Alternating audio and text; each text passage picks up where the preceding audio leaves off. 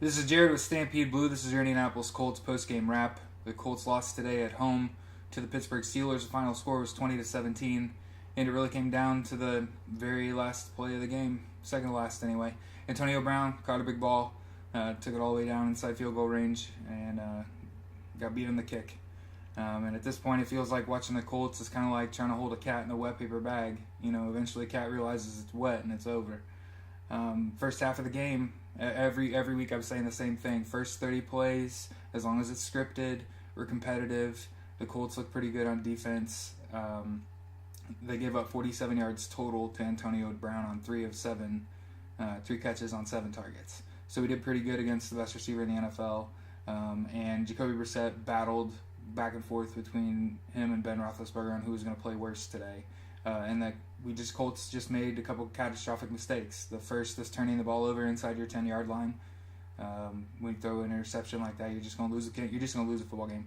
When they get to start 1st and 10 inside the 10-yard line, you just lose.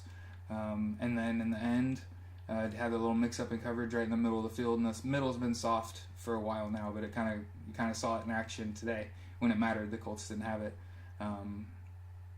The defense, I think we've got a core of a good defense here. And again, as long as this regime's in place, this same old song and dance. We're going to get on here and say, hey, we tried hard, we got out-coached when it mattered, made some blunders, and just noticing some mistakes, and people have been hitting me up and saying, are you catching these little errors that we make in the game? And I am. I'm watching the same thing. I see the same thing. It's just poorly coached team and a medium talent pool. Largely replaceable players on the field, although we're seeing some promise, like Rashad Melvin's look good, Matthias Farley look good. The defensive line has looked good, like Al Woods, Marcus Hunt looks good. So the core of the defense looks good. The receivers had big days today. Dante Moncrief had a nice catch and touchdown, and Carlos Rogers showed up, and here we go. This is a young football team. And mistakes in big moments in the game is what's the difference between a win and a loss here.